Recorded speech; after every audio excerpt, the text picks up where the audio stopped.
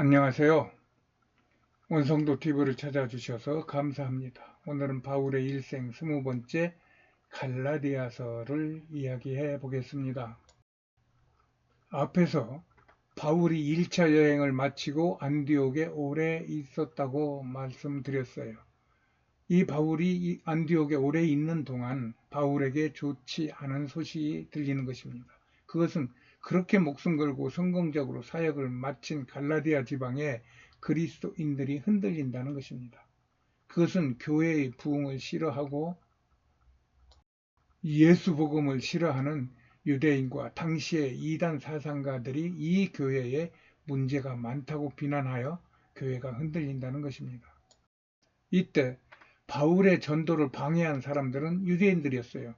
유대인들은 예루살렘이 멸망한 후에 해외에 흩어져 살던 이스라엘인들을 말하는 것으로 이들은 성경의 이스라엘인들과는 여러 가지로 달랐어요.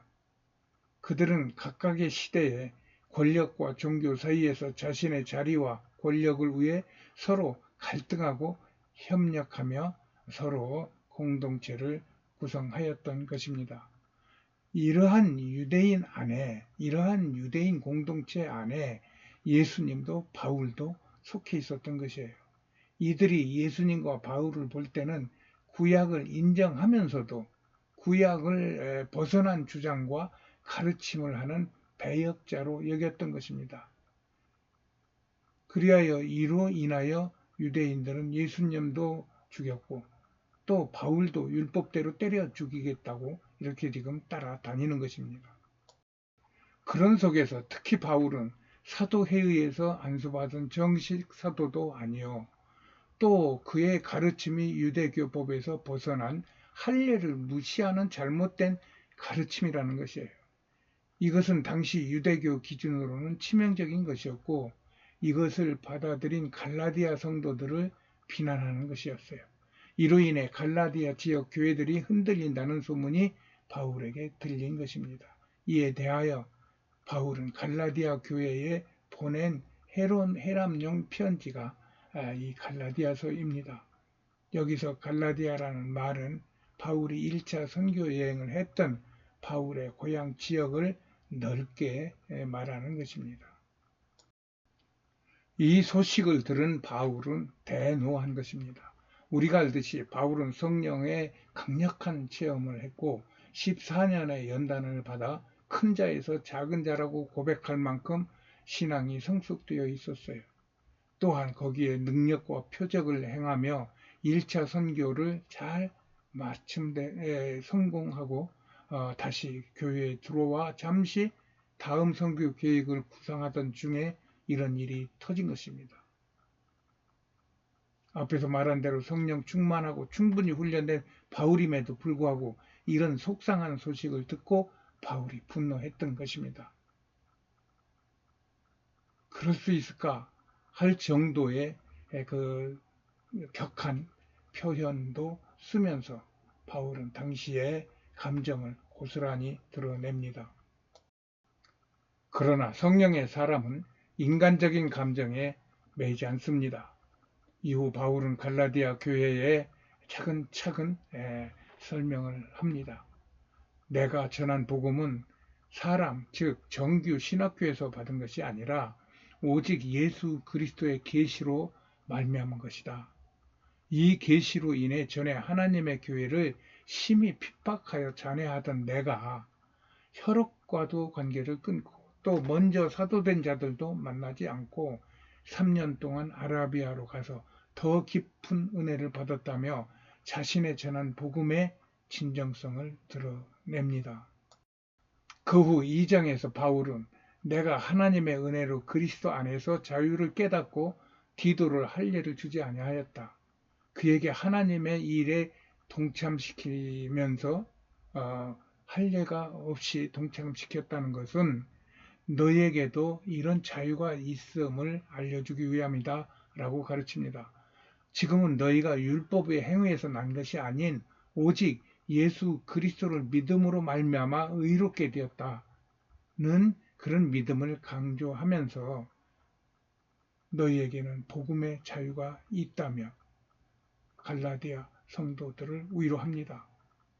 더하여 바울은 예수의 십자가의 거룩한 피의 복음으로 이런 자유함을 얻은 갈라디아 교인들이 다시 율법의 종으로 돌아가는 것은 잘못되었으니 마음을 굳게 하라고 권면을 합니다. 그러면서 바울은 자신은 그리스도와 함께 십자가에 못 박혀 율법에 대하여 죽었고 예수로 인하여 살았다고 강조합니다. 그러면서 이제 내가 산 것은 내가 사는 것이 아니라 오직 내 안에서 그리스도께서 사신 것이라며 이제 자신은 오직 이 믿음 안에서 살겠노라는 믿음의 선포를 하고 자신의 신앙 정체성을 갈라디아인들에게 전명합니다. 그렇게 바울은 흔들리는 갈라디아 성도들의 신앙을 바른 교리를 가르치면서 그들을 권면하고 위로합니다. 그러면서 바울은 3장에서는 예수님이 오시기 전에는 율법이 몽학 선생처럼 우리를 그리스도에게로 인도하였으나 이것은 온전치 못한 것이다. 그러나 이제는 우리가 예수 안에서 하나님의 아들이 되었으니 보혜사 성령이 직접 선생이 되어 우리를 가르치는 것이다. 그러니 유대인이나 헬라인이나 종이나 자유자나 남자나 여자 없이 그리스도와 합하여 세례를 받은 자는 다 아브라함의 자손이요 약속의 축복된 자녀인 것을 설파합니다. 그러면서 바울은 나도 너희를 해산의 고통을 안고 이 자유인으로 나았으니 유대법이나 절기나 관습 같은 것에 종로로 타지 말고 오직 예수만 붙잡고 예수의 이름을 드러내는 자유로운 삶을 살라고 갈라디아 교인들을 계몽합니다. 5장에서도 바울은 계속하여 그리스도 안에서의 자유를 선포하며 다시는 옛 구습의 멍에를 매지 말라며 강조합니다. 그러므로 성령의 인도함을 받아 오직 사랑과 희락과 화평과 오래 참음과 자비와 양선과 충성과 온유와 절제와 같은 성령의 열매를 맺어 육체의 음행과 우상 숭배와 분쟁과 이단의 유혹과 방탕함을 버리고 자유함을 누리라고 말하여 처음에는 격분하여 저주라는 단어를 쓰며 책망하던 바울은 이후 이렇게 차근차근 갈라디아의 초신자들을 달래며 위로하는 아버지의 마음이 읽혀져 마음에 뜨거운 감동이 일어나는 것입니다. 이런 갈라디아서의 감동을 받은 마르틴 루터는 이 말씀을 종교개혁의 정신으로 삼았고 링컨도 이 정신으로 남북전쟁을 치르면서 하나님의 형상으로 지음받은 인간의 자유의 권리를 찬양하며 노예들의 자유를 위해 헌신한 것입니다. 이렇게 갈라디아서는 기독교 자유의 대헌장, 그리스도인의 자유에 대한 선언서, 소로마서 등으로 불리며 지금도 많은 그리스도인들의 마음을 뜨겁게 하고 있어요. 우리도 갈라디아서의 감동으로 믿는 자에게 자유를 주는 오직 예수께 영광을 돌립니다. 선교의 진면목은 여기서 나와야 된다고 봅니다. 선교는 아버지의 마음입니다. 이 아버지의 마음은 그 엄마가 자신의 자궁에 또 다른 씨를 싹 틔워 키워내는 것과 같습니다. 자기 것으로 자신의 자궁에 넣어둘 수 없는 것이에요. 이 자식을 잉태하고 키우는 것이 사랑이요 선교인 것입니다. 이런 것을 온전히 알지 못하여 부족한 마음으로 선교를 하며 교만했던 지난날이 회상되며 회개가 되고 있어요. 그러므로 이런 선교의 비전을 가지고 시편 1편처럼 늘 하나님과 가까이 하여 그 말씀을 묵상하며 자신의 삶을 정직하게 최선을 다한다면 반드시 하나님은 그 모습을 보시고 그의 때에 그의 방식으로 우리를 부르실 것입니다. 이것을 알고 살아가는 것이 소명의 삶이에요. 나의 마음에 선교사 임명장이 새겨져 있다고 하여 당장 무엇을 하기보다는 말씀 붙잡고 기도하며 성령께 묻고 자기에게 주어진 일의 최선을 다하라는 것입니다. 이것이 갈라디아서의 예수 안에서의 자유를 누리는 교훈일 것입니다. 우리는 부름받은 주의 백성들로 주의 음성을 들을 수 있어야 할 것입니다. 바울은 지금 1차 선교를 마치고 파송교회인 안디옥 교회에 머무르면서 지금 갈라디아서를 통하여 선교의 기본 자세를 우리에게 교훈하고 있는 것입니다. 그리스도인의 참된 자유는 그의 종된 자유입니다. 그리스도인이 그리스도를 주인으로 삼지 않으면 그는 어떠한 훌륭한 일을 한다 해도 그것은 마귀의 종으로서의 허상입니다.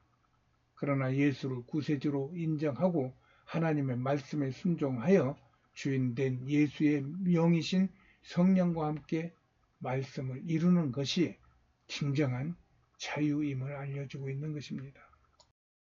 마르틴 루터, 아브라함 링컨은 이 교훈을 잘 받아 세상에 큰 획을 그으며 하나님의 나라와 그의 백성에게 자유를 선포하고 그것을 누리게 한 것입니다.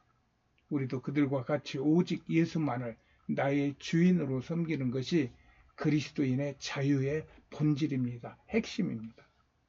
그러므로 오직 예수의 종이 되어 그의 말씀에 순종하여 그리스도인의 자유를 마음껏 누릴 수 있는 삶을 살아가시기를 예수님의 이름으로 축복합니다.